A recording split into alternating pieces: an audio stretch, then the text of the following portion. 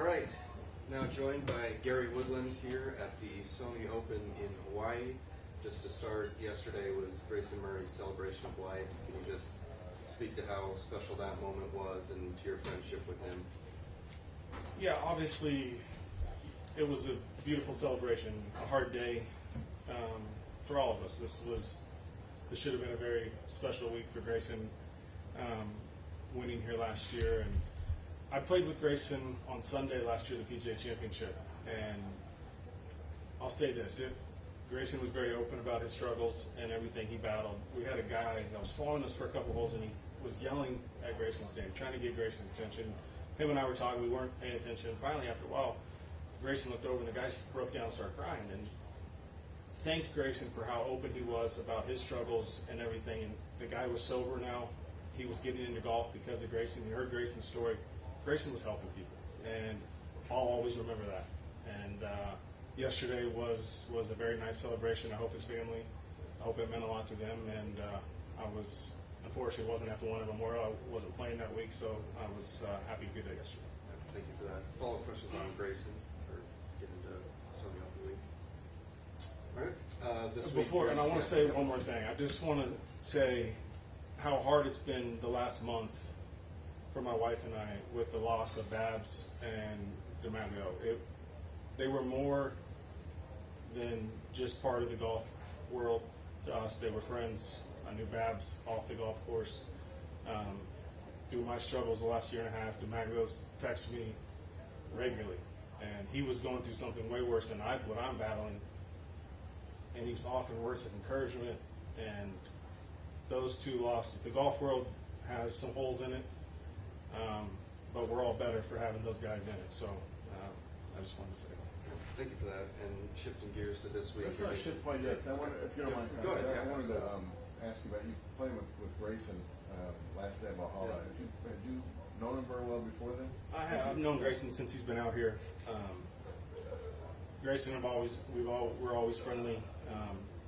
Uber talented kid, obviously, and he was a big hockey fan. You know, the Hurricane fan there in Raleigh. So Butchie, my caddy's big hockey, so we're always going back and forth with that. But yeah, I've known Grayson since he's been out here. Talk about open. I mean, he was so open that a lot of times he was screaming open. Yeah. I'm not using the right words here, but Yeah. you know what I mean. How do you chat with him during those moments when someone can be that emotional and that open? I mean, the best thing for me is to listen, Yeah. right? And it's hard to be open, Yeah. and it's hard to talk about struggles. And I say that story about Grayson because I've been very open about what I've been going through, and last year wasn't a good year for me golf-wise, and it's been hard for me to do things that I want to do, but I know it's had a positive impact on other people because I've seen the messages, I've seen people come up to me when I'm playing. Not everyone has the support systems that a lot of us have out here, and I'm very blessed to have a big team around me. There's people battling and going through a lot of stuff that don't have that, and so I've been open because I want people to know that are going through something that's hard, that you're not alone in this, that I'm out here playing, living a dream, but I'm struggling too. And like I said, I'm blessed to have people around me that can help me. Not everybody has that. And Grayson being open about his stuff, I saw the guy yelling on Sunday at Valhalla. He was helping somebody, and that's a beautiful thing. Did you think the guy yelling? I thought maybe Grayson made him mad. I don't know why, because he was like yelling. I mean, Grayson, great. I mean, time after time, to a point where finally Grayson had to look. We were trying not to. We were laughing about it, talking, and then Grayson looked, and it was beautiful. I'm waiting for a moment where he's turning and Yes, I mean, I didn't know it was aggressive yelling. Put it that way. And on just your own end, and I got to think you guys have no idea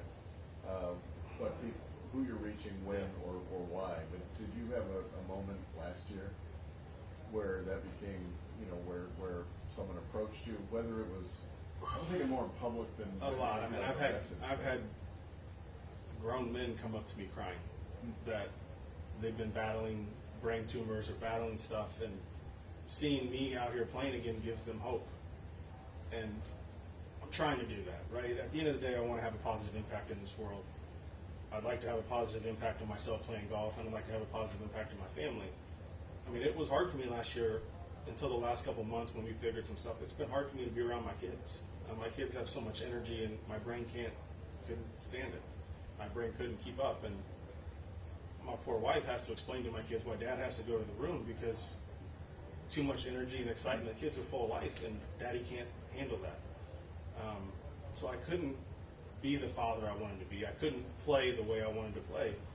But my story and being able to help and talk about it has helped people, and that's one thing that kept me going because I wasn't who I was trying to be, but I'm helping other people hopefully go through something that they're battling with, and their stories kept me going as well. And the other thing too, Gary, you were extraordinarily grateful to be back out here last year. You're grateful, I'm sure, every day. You're also playing golf for a living, which is probably the most aggravating sport known to mankind. You're gonna get upset every now and then. How do you balance Last year was gratitude with golf? Last year was one of the hardest years of my life from the standpoint everything was new. I was very thankful to be back in this seat last year, less than 4 months from surgery. But everything was new. It was like I was a rookie again. I didn't know what to expect. There were days waking up, I didn't know if I was going to feel good. I didn't know how I was going to be. Going back to places where the year before, I talk about PTSD. I'm driving through places where, I pulled over there and had to call my wife crying because I thought I was going to die. I come back to a hotel and I'm like, I had multiple seizures in this bed. Everything was new and it was hard. And I had a lot of setbacks physically, but over the last couple of months, having some time off, sitting down with doctors, sitting down with my team, we came up with some stuff. This is the weeks I felt bad, and we started to figure out stuff why. And now, the days of me getting up in the morning and getting out of bed and just going about my life, those are over. The days of me just jumping in bed and going to sleep, that's not how it works anymore. I have to do breath work every morning before I get out of bed. I have to do it again at night because it slows my brain down. I know if I'm playing and I'm playing multiple weeks in a row now, I'm going to have to do more of it to give myself the stamina in my brain to be prepared for the stimulation. When I got overstimulated is when I shut down. I didn't understand that last year. I was blaming a lot of it on the medicine. Well, I'm on the medicine indefinitely now, I found out. So being able to find ways to settle my brain down is a massive deal because now I have hope, because over the last couple months I'm starting to see signs, and it's a lot of work I have to do every day, but a lot of that work gives me hope because I can start to feel well again. And on top of that, initially it was like, this stinks because it's over an hour a day of all this stuff I have to do to feel well. But now I'm like, wait a second, I'm slowing my heart rate down, I'm slowing my thoughts down. That's going to make me a better golfer. Like that part's exciting to me. So it definitely helps me get through that every day. I can spend more time with my kids now. I can handle the stimulation because I'm in a better place for it. That wasn't the case a couple months ago. So the last couple months for me has been really exciting, and I'm as optimistic now about my future than I have been in years. Probably a good thing you're not in the TBO, huh? That's a lot of stimulation for sure, but I'll be prepared for that if that call comes. I think you answered it. It takes the kind of the breathing exercises in the morning. It's about an hour. I do it in the morning. I do it at night. It adds up to about an hour. The yoga, the meditation, the chanting, neurofeedback. There's a lot of things I'm doing, and a lot of things we found through doctors, through specialists. I've traveled everywhere to meet with people. This stupid thing in my head sits on my amygdala. It controls fear and anxiety, and a lot of the times telling me I'm dying. And now that I'm in more control and I can slow my brain down, I realize it's not true. The doctors are telling me, I've seen my MRIs, they're all stable. My next one's next month, but my MRIs have been stable. I understand that it's this thing in my head telling me that. Now the last couple of months, I've been in a lot better control, and it's not as much work, and it's beautiful. Is there a specific tournament this past year where maybe it was a kind of turning point, or where you learned something Yes, it was Saturday of 3M. I hit rock bottom. Friday I started not feeling good. It was the third week in a row, the major championship. The British was the week before. Every time I played 3 in a row last year, it set me back a little bit. And Saturday of 3M, I left the golf course in tears, called my wife, and I said, I think I'm dying again. It's all back. and we went home. I was on the internet all night. I reached out to my doctors. We sat down and started realizing that scans are stable. Scans, this thing hasn't grown and hasn't changed. We need ways to slow the brain down, and that's when the breath work started. I've done twice a day breath work since that day. The yoga, the meditation, and everything to slow down my amygdala, to slow down where this thing is. We've started, I guess that was over 150 days ago, and I'm starting to see signs, and it's been exciting. But rock bottom was Saturday at 3 a.m. Did it flip really quick? Because I remember, didn't you get off to a pretty good start there? I did. Yeah. And we talked and I you was said by Friday. My caddy when we got done, Butchie's like, you're not feeling well. I'm like, I'm not. And Saturday was really bad. And, yeah. So it took that, right? It would have been I'm proud of myself. I told myself that week, which I don't think I've ever told myself. I won the U.S. Open and I had fun and celebrated, but I told myself I was proud of myself that week because it would have been very easy for me to not play last year, to show up, to take a year, to take a medical. And from a results standpoint, that was probably the thing to do. But I wouldn't be sitting here today as optimistic because I know what it takes now for me to feel well. I know what I have to do if I'm going to play multiple weeks in a row. I know the work I have to put in to get in that situation. I wouldn't have known that if I didn't go through what I went through last year. And it stinks to come out here and play and really not have a chance. And that's not what I signed up for. That's not what my sponsors and everybody signed up for. But I'm as optimistic about everything going forward because of the struggles I went through last year. That being important year last year. For sure. It was the hardest and probably, I'm going to say, the most beneficial year that I've had out here. Would you put satisfying in there, or is that too strong? Not satisfying because it sucked, but I'm proud of myself for that. How's Butchie been through all this? Amazing. It's been, and I'm back with Randy Smith, who's a father figure in my life, and his voice has really helped me, and because his whole goal is to put me in a position to swing where I don't have to think. And he's been massive on making golf simpler for me again, which is probably why I'm starting to play well and everything's coming together. But Butchie's, he's with me as much as Gabby is. He's with me, and it's been hard on him too. I mean, it's not easy to come out here and see me struggling and be with me all day and have to manage me both mentally and physically. But I'm very blessed that he's stuck with me and he's battled with me, and I think we've grown together after that. Who's been the biggest help for you out here, other than your caddy? I mean, Randy Smith, being back with Randy's been huge. Phil Kenyon, who's been with me through the whole thing. Obviously, Mark Steinberg, my agents, grinded with me. My sponsors have stuck by me, which is, you don't know how the hell that's going to go when you're not performing. But the whole golf world's been amazing to me, and it's been amazing. I would say I was surprised by that. Everyone's reached out from Jay all the way down, checking in. I mean, it's special, and it meant a lot. It helped. Give me a second here, Gary. I'll butcher it anyway, but I mean, I hear from a lot of people that golf is not who I am. Yeah. It's just what I do.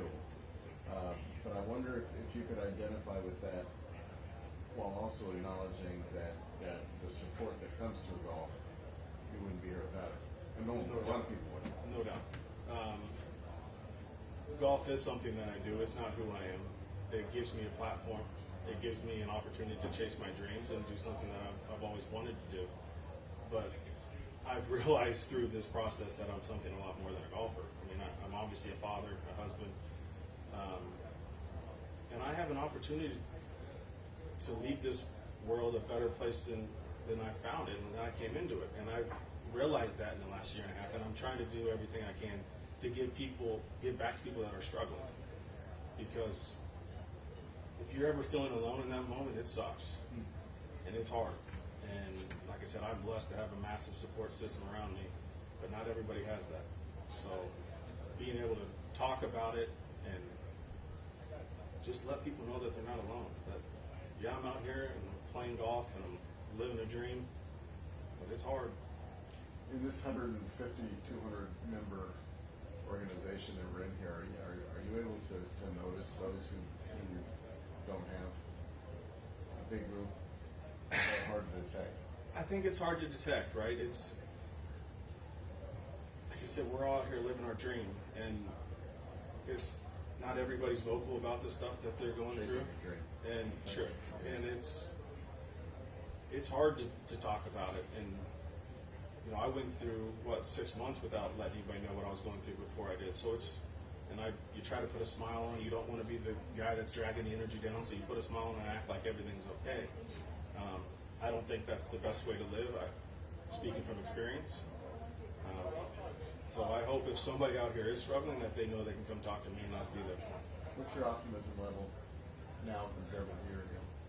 I'm as optimistic about my golf game that I've been since I won the U.S. Open in 19. Wow. 1, I'm starting to feel better. 2, I understand what I need to do with slowing my brain down, slowing my heart rate down. Being back with Randy, I'm starting to see signs that I haven't seen in the golf game in a long time. I think from a golf standpoint, I'm in a better position now than I was in 19. I just had a lot of confidence, and I played well for 10 years straight, and the confidence is coming. But I know my game's in a better spot, and that's exciting. There he goes. All right. Thank you, Gary. Yeah, thanks, Appreciate guys. the time. Appreciate you. Thanks.